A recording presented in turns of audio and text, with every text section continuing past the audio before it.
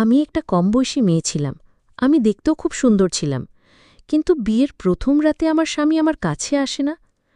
আমার মনে অনেক প্রশ্ন জাগে। আমার স্বামীকে অন্য কাউকে ভালোবাসে? রাখি, পুরুষত্বহীন ব্যক্তি।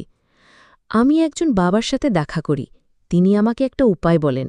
তিনি একটা কাগজে কিছু লিখে আমাকে দেন আর বলেন এটা আমার স্বামীকে জলের সাথে মিশিয়ে খাওয়াতে। আমি যখন সেই কাগজটা জলের সাথে মিশিয়ে আমার স্বামীকে খাওয়াই, তখন সেই রাতেই আমার স্বামী আমার সাথে যা করে তাতে আমি চিৎকার করে উঠি। কারণ আমি তো মা-বাবা আমার নাম বিধি রেখেছিল, কারণ আমি খুব সুন্দর দেখতে ছিলাম। তখন আমার খুব কম বয়স ছিল, কিন্তু মা বলে ওর এখনই বিয়ের ব্যবস্থা করা উচিত। বিয়ের কথা শুনে আমি তো অবাক হয়ে যাই।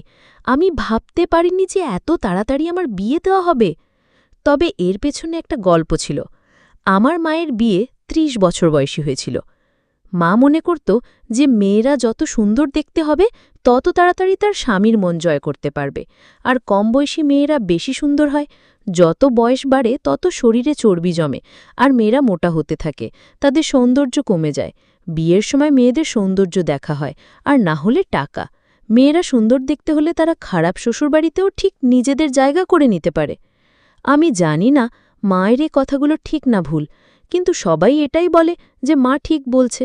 তাই খুব কম বয়সে আমার বিয়ে ঠিক করা হয়। আমার বিয়ে নিয়ে কোনো উৎসাহ ছিল না। আমার বয়স মাত্র ১৬ বছর ছিল। তখন আমি কিছুই বুঝতাম না। তখন আমি খুশি হয়েছিলাম এই ভেবে যে আমি নতুন জামাকাপড় পাব, অনেক গয়নাগাটি পাব, কিন্তু বিয়ে জিনিসটা যে কি সেটা আমি তখনও বুঝতাম না। বিয়ে ৬ মাস আগে আমার মা আমাকে আমার পিসির বাড়িতে রেখে দিয়ে যায়, আর আমার পিসিকে বলে যায় যে আমাকে সব শিখিয়ে পড়িয়ে দিতে। কারণ আমার বাড়িতে শুধু আমি আর আমার মা থাকতাম, কিন্তু পিসির বাড়িতে অনেক মেয়েরা থাকত। তো মা বলতো যে মেয়েদের সাথে থাকলে তুমি সব শিখে যাবি, কি করে সংসার করতে হয়, কি করে রান্না করতে হয়, কি করে সাজতে হয়, কার সঙ্গে কিভাবে কথা বলতে হয়, ওরা তো সেকে সব শিখিয়ে দেবে। আমাকে এমনভাবে ট্রেনিং দেওয়া হচ্ছিল যেন মনে হচ্ছিল আমি কোনো যুদ্ধে যাচ্ছি। পিসির বাড়িতে আমার সময় ভালোই কাটত।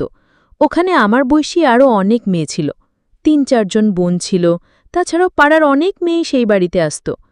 আমার পিসি আমাকে অনেক ভালো ভালো জিনিস শেখায়, যেগুলো আমি আগে জানতাম না। আমার বিয়ে হয়ে গেল আর আমি আমার শ্বশুরবাড়িতে চলে এলাম। বিয়ের প্রথম রাতে আমি আমার ঘরে বসেছিলাম। আমার স্বামী ঘরে আসে, কিন্তু পিসি আমাকে যেসব শিখিয়ে দিয়েছিল সেসব কিছুই হয় না। পিসি বলছিল যে তোর স্বামী ঘরে এসে তাকে নমস্কার করবি, তুইও তাকে নমস্কার করিস, আর সে যদি আগে থেকে নমস্কার না করে তাহলে তুই করবি। আমি আমার স্বামীকে নমস্কার করলাম, কিন্তু তার জবাবে আমার স্বামী কিচ্ছুই বলল না। সে আমার সাথে কোনো কথাই বলল না। তার আচরণ দেখে মনে হচ্ছিল যেন আমি ঘরেই। আমার শ্বশুরবাড়ির বাকি লোকেরা নতুন বউয়ের সাথে যেরকম ব্যবহার করা উচিত সেরকমই করছিল। তারা সব নিয়মকানুন, আচার অনুষ্ঠান পালন করে, কিন্তু আমার স্বামী আমাকে এরকম অবজ্ঞা করছে কেন? আমি কম বয়সী ছিলাম, সুন্দর দেখতে ছিলাম। আমার তুলনায় আমার স্বামীর বয়স একটু বেশি ছিল, তার ওজনও বেশি ছিল। আমার পাশে দাঁড়ালে তাকে আমার বড় ভাই মনে হতো। আমার শ্বশুরবাড়িতে অনেক আত্মীয়স্বজন আমাকে দেখতে আসে। আমাকে রোজ সেজেগুজে তৈরি থাকতে হয়। আমি রোজ নতুন নতুন শাড়ি পরতাম আর রোজ নতুনভাবে সাজতাম, এই ভেবে যে আমার স্বামীর কোনো না কোনো দিন আমার সাজটা ঠিক পছন্দ হবে, আমার পোশাকের কোনো একটা রং তো পছন্দ হবে, আর তখনই ও আমাকে দেখবে আর আমাকে বলবে তার কাছে এসে বসতে। কিন্তু আমাকে কাছে ডাকা তো দূরের কথা, সে আমার দিকে ফিরেও তাকালো না। প্রতিবেশীদের মধ্যে এক মহিলা এসেছিল যে আমাকে অনেকক্ষণ ধরে লক্ষ্য করছিল। আমি আমার শাশুড়িমাকে জিজ্ঞেস করি যে ওই মহিলা আমার দিকেও ডেবে তাকিয়ে আছে কেন। আমার শাশুড়িমা বলে, সেরকম কিছুই নয় বৌমা, তুমি ভুল ভাবছ। নতুন বউকে তো সবাই দেখতে এসেছে, তুমি নতুন বউ বলে সে হয়তো তোমাকে দেখছে। কিছুক্ষণ পর আমি যখন ঘরে জল খেতে আসি, তখন সেই মহিলা আমার ঘরে ঢুকে পড়ে আর ঘরের দরজা বন্ধ করে দেয়। আমি চমকে উঠি। সেই মহিলা আমাকে বলে, তুমি খুব সরল মেয়ে, কিন্তু তুমি ভুল জায়গায় এসে পড়েছ। যার সাথে তোমার বিয়ে হয়েছে সে মোটেও ভালো মানুষ নয়। আমি জানি না এরা কি করে তার সাথে তোমার বিয়ে দিয়ে দিল। তুমি যত তাড়াতাড়ি সম্ভব এখান থেকে পালিয়ে যাও, এখানে থাকলে তোমার জীবন বরবাদ হয়ে যাবে। ওই মহিলা আমাকে এইসব অদ্ভুত অদ্ভুত কথা বলতে থাকে, আর তখনই আমার শাশুড়িমা ঘরে চলে আসে। আমার শাশুড়িমা সেই মহিলাকে টানতে টানতে ঘরের বাইরে নিয়ে যায়। সেই মহিলা আমার শাশুড়িমাকে বলে, আপনার লজ্জা করে না একটা মেয়ের জীবন নিয়ে খেলতে? কিভাবে আপনি ওর সাথে আপনার ছেলের বিয়ে দিয়ে দিলেন? আমার শাশুড়িমা তাকে বাড়ি থেকে বের করে দেন। পরে আমাকে বলা হয় ওই মহিলা তার মেয়ের সাথে আমার স্বামীর বিয়ে দিতে চেয়েছিল, আর সেটা না হয়ে বলেই তার হিংসা হচ্ছে, সেই কারণে উনি আমাদের সম্পর্কটা ভাঙতে চান। আমার শাশুড়িমা আমাকে জিজ্ঞেস করে, তোমার স্বামী কি তোমার খারাপ মনে হয়? সে কি তোমাকে এমন কিছু বলেছে যাতে তোমার খারাপ লেগেছে? সমস্যার বিষয় হলো এটাই যে আমার স্বামী এখনো পর্যন্ত আমার সাথে কোনো কথাই বলেনি, সে খারাপ ভালো কোনো কথাই বলেনি। কিন্তু এই কথাটা আমি কাউকে বলতে পারি না, কারণ আমার পিসি আমাকে শিখিয়েছে যে স্বামী স্ত্রীর কথা অন্য কাউকে বলতে নেই। একজন ভালো বউয়ের এটাই কর্তব্য, তার স্বামীর খারাপটাও লুকিয়ে রাখা। আমি বলি এরকম কিছুই নয়। শাশুড়িমা বলেন, তোমার স্বামী খুব ভদ্রসভ্য মানুষ। পরের দিন আমার বাপের বাড়ির লোকেরা আসে, তারা আমাকে জিজ্ঞেস করেনি কেমন আছি।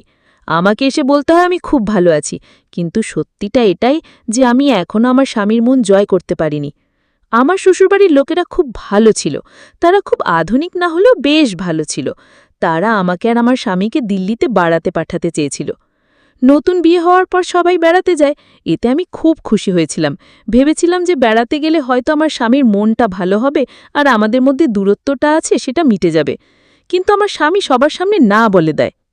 সুরেশ তার মাকে জিজ্ঞেস করে, দিল্লিতে বেড়াতে যেতে কত টাকা খরচা হবে? মা বলে, মোটামুটি ৩০,০০০ তো লাগবেই।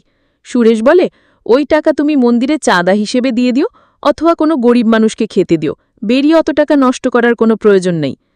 এতে আমার মনটা খারাপ হয়ে দেয়, কিন্তু আমি ভাবি যে সুরেশ তো ঠিক কথাই বলেছে।